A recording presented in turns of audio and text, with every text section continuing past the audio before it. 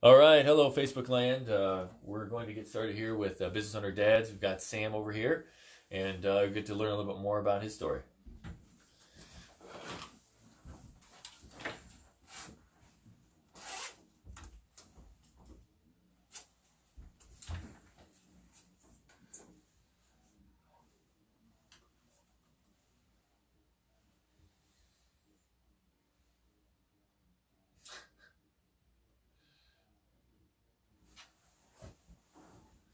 Hello, this is Time for Success. We're going to do that again because apparently my mic wasn't on. So,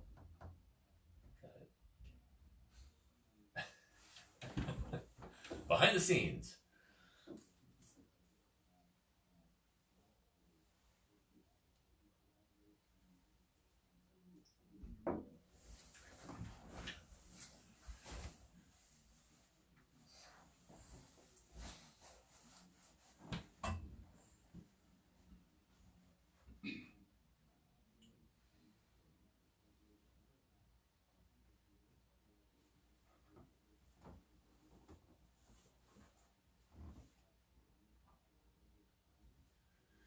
Hello, this is Matt Barbie with Time for Success, Business Owner Dads Edition.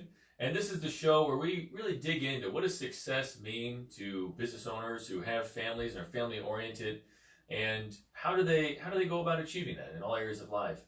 This is your host, Matt Barbie, and I'm a business strategist. I help businesses to grow and really help business owners to create that business that'll give them the life that their families and them dream of. So that's what I do. And I've got a wonderful guest today, Sam with Tex, and it's Techs, not Texts. So just to be clear. So, so Sam, hey brother, thanks for coming on the show. Thank you for having me. Hey, it's our pleasure. So tell the audience a little bit more about you and what you do. All right. So I'm a small business owner. Started my company about 6 years ago with the sole purpose of trying to build something for the small business sector that are kind of underrepresented and undersupported in the IT world. I found there was a huge gap there where there was just no technicians helping them out. And it's largely because there's not a large number of computer people out there right now. There's a huge demand market. So I wanted to try to build something where people could go and trust their IT person, much like you can trust their mechanic, to make sure that they're telling them the truth and that they're not taking advantage of them. And I wanted to try to pull people who belonged in this industry together, who maybe never thought about even being in IT. Maybe they had the mind for it, and trying to pull them in to do it. Small business IT doesn't take an excessive amount of training because you don't do a lot in one specific area like networking or database management or anything like that. You have to kind of have more of a broad knowledge of IT, more of a jack of all trades type thing. So it really just takes a person that's got a kind of troubleshooting mind and who cares, to be a part of it.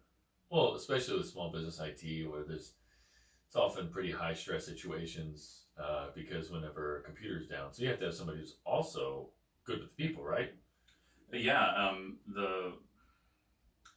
In small business, there's a need for IT to work so much more than in large business from like a single individual standpoint.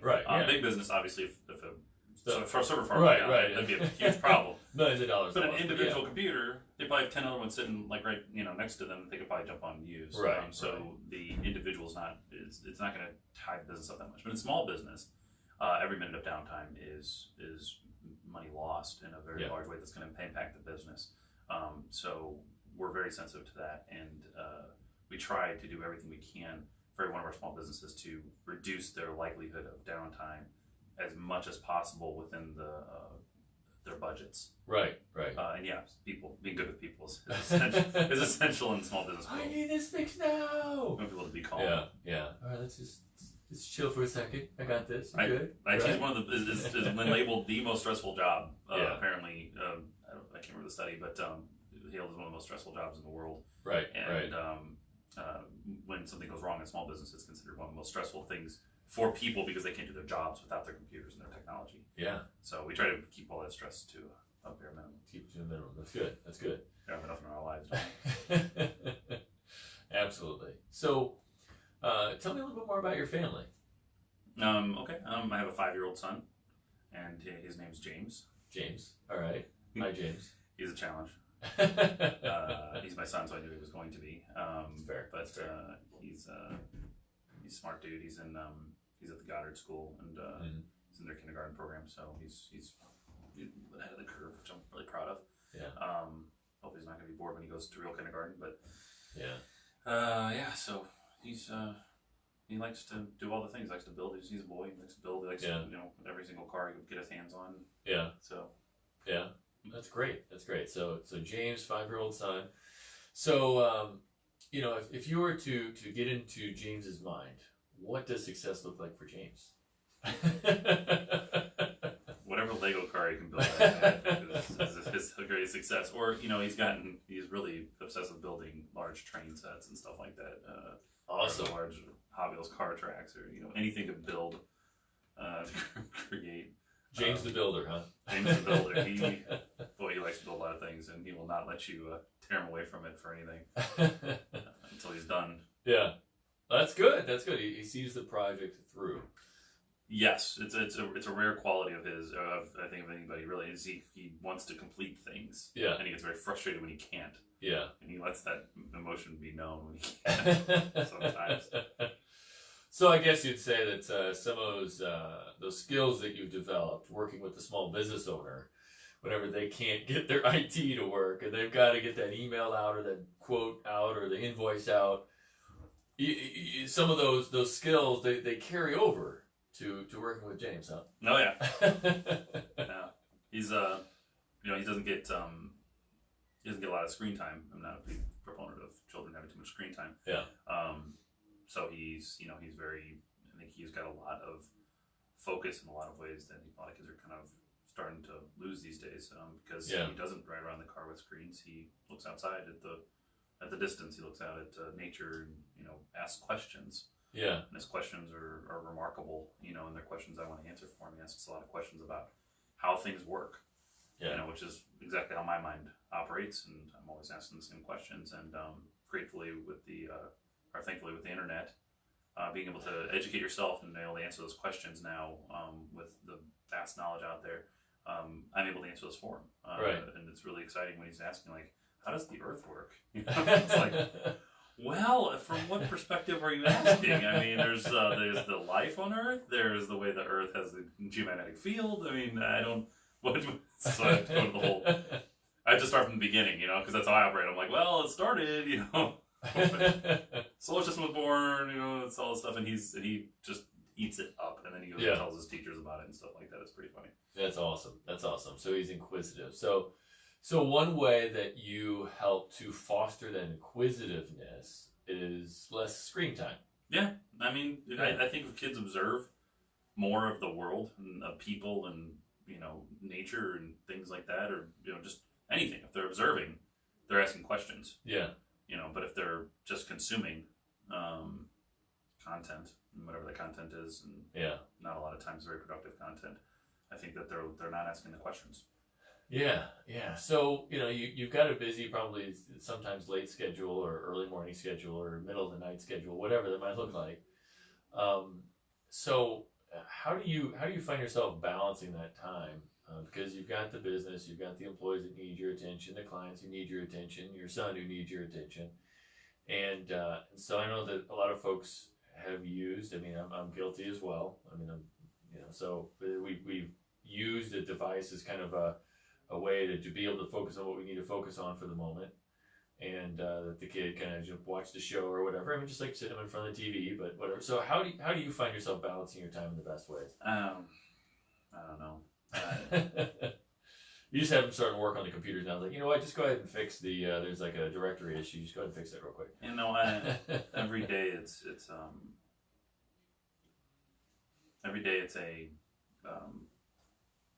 a feeling of this time is never going to come again. Yeah. And I don't want to squash it. I don't want to squander it. Yeah. And I only get one shot at him. And I every single night when we come home, that I'm able to. I don't have to do some networking event or something else that's going to be good for promoting business and whatnot. He and I come home and we make some dinner together, and I teach him how to, prep the vegetables and cook the foods, and we make our own pizza every week, instead of ordering it out. And so we spend that time. I have to do that myself, so we spend the time together to do it. Yeah. We sit at the table and we talk about his day and all that kind of stuff, and whatever, and then we'll go down and we'll play if we have some time, or I exercise each night with him, so he kind of goes down there and exercises with me and spends that time. And so it's just like I want him around me when he's awake. So after I'm home from work, that's the time we spend. Yeah. And then same on the weekends. He helps me clean things, and he just, as long as I've got him doing things with me, then he's really happy. He's able to kind of help and be a part of things. Yeah. So how much does he bench press? I'm just curious. 350 pounds. Just a beast. He is a beast. Yeah. No, that's great. I started to do that as well with my 4-year-old. Can't get my 13-year-old to go down there and work out with me, but my 4-year-old will. So yeah, she'll go down there, and I think it's 2-3 pound weights right now she's got. And that's it. You just said it. It's like once you get to a certain age, they don't want to hang out with you anymore. Right. Yeah. Yeah. And it goes by way too quickly. So that's fantastic that you see this now. I mean, were you able, when you were young, to spend a lot of time with your dad and your mom? Or? Yeah, my dad actually, when I was a kid, my dad was stay at home, and he had his own business as well. Oh, okay. And so he had things work out with him that we would spend time at his business and the carpet and drapery store. So we had a lot of fun going around the carpet samples and whatnot. And we spent a lot of time with him doing those things, and that was time I've always cherished and I'm grateful for. And had a lot of influence on my life in those years. Yeah. Sometimes I don't think he realizes how much influence he had. Yeah. In that regard. Yeah. Well, so he really modeled that being able to spend quality time together and just making the time for it. I used to make the meatballs and stuff like that for the spaghetti, and I was part of that and molding them. So it was like he incorporated a lot of those things as well. Just about doing things with him to educate. And he always had me do all the things like the little fixes and stuff around the house as I grew up, and he had me take care of like fixing this or fixing that thing or whatever it was. And it was just a lot of times because he would say, "Oh, this person can do it," and he would say it's a different word or whatever. He'd be like, "This person can do it. Why can't you do it?" You know what I mean? He'd give me a book and teach me how to do something that I didn't know how to do before. Yeah. Like fixing a toilet or replacing a sink faucet, or I could go on and on, the things I could do around a house, because he said, you should be able to do it. There's nothing holding you back aside from yourself. So here's a book and here's a thing how to do it. Fix it, Yeah, that's interesting. That sometimes those honey-do lists get long, and as I say, or if single moms, they'll have a bunch of stuff around the house that and they'll have to pay somebody to come in and fix, which is great. I mean, supporting local businesses, but it's an interesting idea of son, daughter, here you go. If they're not going to burn the house down or flood it, then I don't see why they can't fix it. Yeah. So have you had James fix some stuff for you? He's not quite there yet. Not quite there yet? Oh, he's more of a destroyer. He builds and then he destroys. Yeah. He's a very Nietzsche-esque kid. Maybe if there was a Legos faucet, like you could put it together, replace the faucet with the Legos faucet. I was more the doing everything by the instructions of the Lego books. He is much more creative than I ever was, and I cherish that about him as well. He's very, very intelligent. He's extremely dedicated to completing things and building stuff. But he's not. I was a follow the instructions, like from the Lego Movie, but he's way more the creative way. He's the creator. Yeah. He builds just these awesome things. And I'm just like, how did you come up with this? That's pretty awesome. What's the coolest thing he made? Oh, recently he built a 23 wheel. I don't know how that was missing one wheel, but he managed to make that happen. Vehicle that had like this whole track of wheels on the bottom, and then it's got like several levels, and this one comes off, and it's another vehicle, and this one's a plane that can attach. Oh wow! Oh, it's like a whole assault. It's like a moving battleship, destroyer that has like all these components. It's incredible. Did it have like one of those like center wheels? Is that the 23rd wheel? Like, sure, exactly. Or something like that? It just kind of like maybe like a little trailing off the back, just kind of all right. That's cool. So do you then do the Legos with him, or you kind of does he? Oh yeah. Yeah. Yeah, but he always wants me to. He wants me to do the following rules part. Like, Right. it's like, here, can you build? What everyone has this picture on it. Yeah. It's amazing keeping all of your old instructions from all your Legos from when you were a kid is now a cultural thing today. By the way, thank you. I can't remember the CEO of the Lego Corporation at this juncture, but for pulling Legos out of the dirt of the 90s or the 80s. Yeah. Well, not the 80s. I think it was the 90s or early 2000s.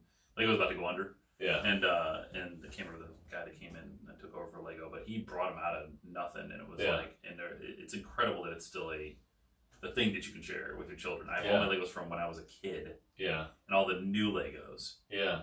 And they still work together. Right. Like without even, I mean, that's kind of incredible when you think about it. And now we share that, all my magnetic Legos. He loves them. I just realized, like, I don't know what happened to all my Legos. Like, I had a whole huge box of Legos. Man, I don't know. Dad, if you're listening, do you still have my box of Legos? Oh, that's a shame. Because, I mean, we've got, other Legos that the kids play with and all that stuff. But I was saying about the ones from when I was a kid. Man, sometimes the nostalgia of that's kind of awesome because they weren't quite like the Legos today where they have like all the special shapes that kind of make them almost like real things. They were kind of raw, It's like a lot of stuff was built with just like 10 pieces, 10 different kinds of Legos.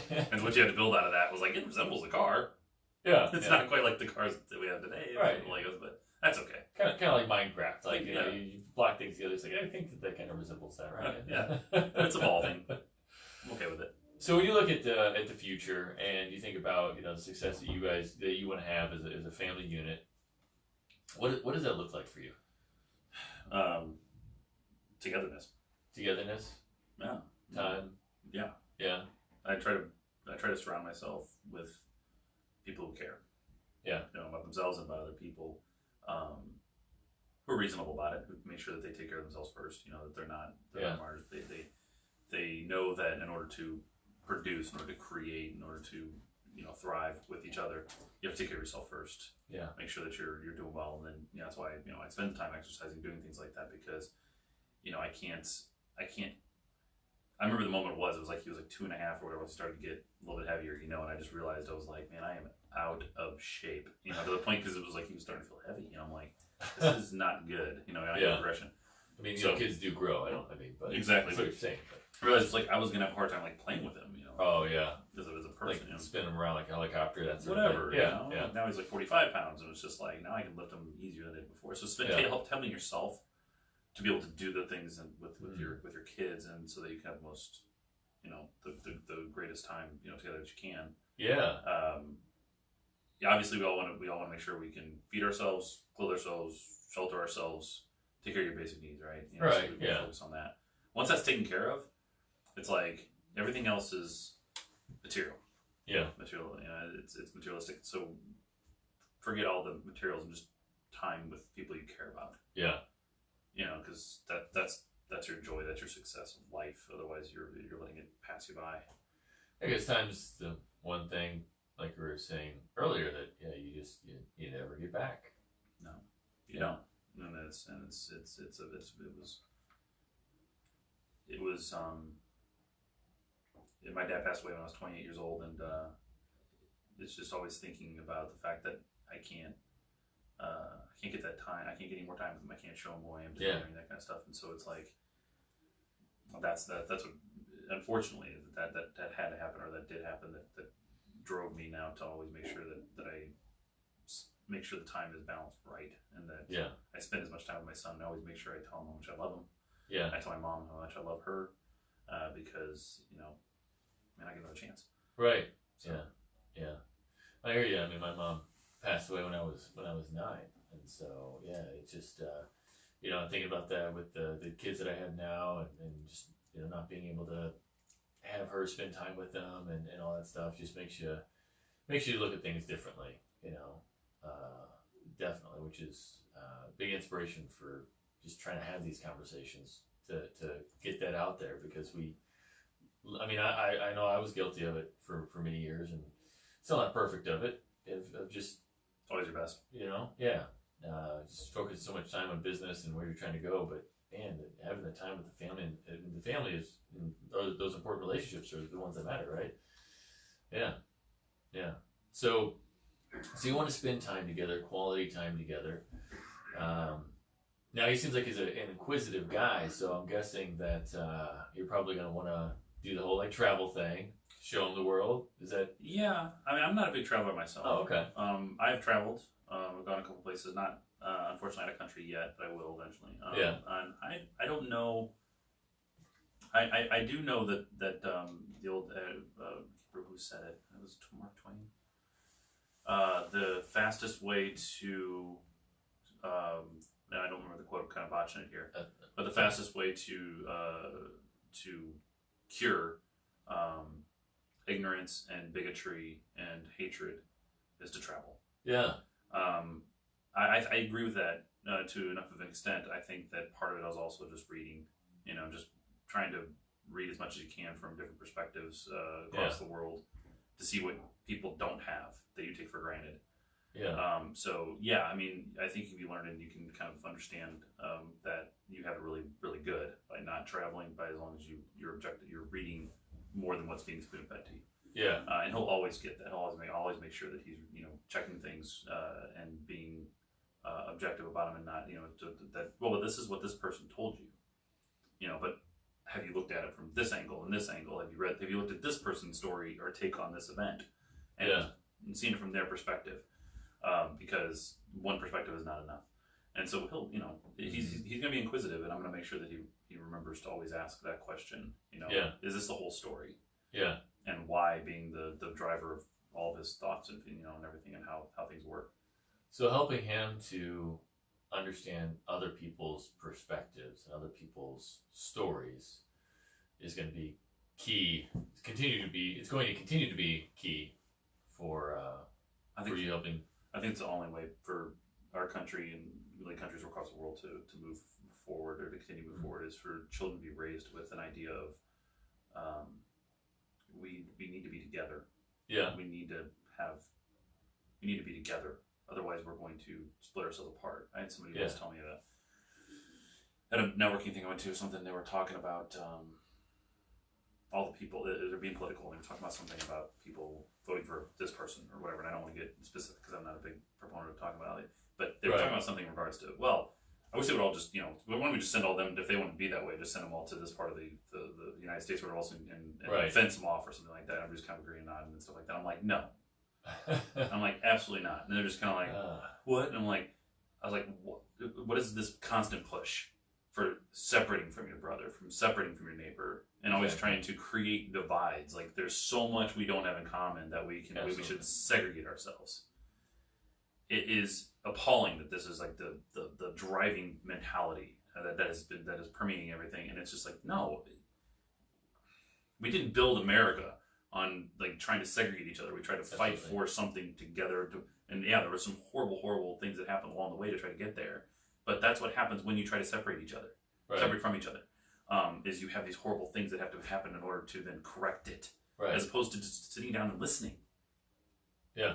It's like, put people in a room. I want to lock a whole bunch of people that are creating arguments out of nothing, and lock them in a room and say, you are not going to leave until you figure out how to communicate, until you figure out how to listen to each other. Yeah. And come to a solution. Just come to conclusions that say, okay, I'm going to give here and you're going to give here, and we're going to figure out how to work together. And do something. Well, would you say that a lot of what we see today is... Sorry, I got off on a tangent there. That's all my son to be thinking about. Right. So you want your son to not necessarily come at things about what divides us, but what brings us together. It's the one thing about technology that I've told people, that the most remarkable thing, the best technicians, the best computer people I've ever met are the ones who really try to understand computers and technology on a very large scale. And the reason I say that is because everybody's like, well, Windows is better than Mac and everything else. And I know it's a very algorithm. Yeah. I'm like, no, they're both operating systems, and they both function to do the exact same task. Right. One does one a little bit differently than the other one. Yeah. And one has its faults, and the other has its faults. Yeah. They both do things very, very well in this way and that. Yeah. You take that and apply it to just about anything, and it's really the same thing. We're way more similar than we are different. Yeah. We all want, at the core, a lot of the same things. Now, I mean, we can have a deeper discussion about like whether or not people have been indoctrinated into different kinds of ways into different parts of the world. Right. But again, you take those same people that may have been raised in horrible, horrible parts of the globe, being indoctrinated into terrorism and everything else, you pluck them out of that and you put them in a different. Sorry about that. Didn't mean to like. Okay. It's all right. And you put them in a different, and you take that child and you raise them in a different environment. Yeah. And I don't think you come up with the same result. You almost rarely do. No. And so we think we all, at the core as human beings, want many of the same things. Absolutely. So that's why can we come together? Yeah. I mean, I'm also a John Maxwell coach. And one of the basic principles in there is that everybody has basically their own perspective.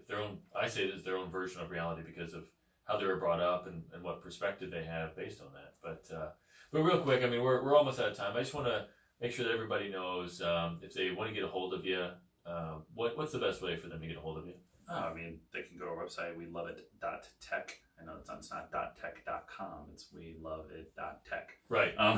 The end. New top level names, everybody. I know it's confusing, but they're changing things. Or you give us a call. My phone number directly is the 636-393-8880. That's 3 8s and a 0. Okay. We'll be getting a kind of a parent phone number pretty soon. That's going to be for the company as a whole as we're growing. Right. That's no longer my direct line because we're going to make some changes. Right. Yeah. As we grow. Because now you're going to get like millions of calls. Oh, tons, I'm sure. Man, people are just going to be beating down my door after this conversation. Political, global politics. Hey, well, we're talking about family, and it seems very much that you care about James and his future, and I want to have a better world than I always want the world to be better than, I've had an amazing life, so I want it to continue that way for him. I don't want it to go the other direction. Yeah, absolutely. Leave the world better than we came into it, right? That's right. So, well, thank you so much for your perspectives on things today. Really appreciated it. Thank you. And this has been Matt Barbie with Time for Success, Business Owner Dad's Edition. And again, I help businesses really create business owners create the businesses that they dream of. My phone number is 314-441-5423. Thanks. All right. Thanks, everyone. Good thing.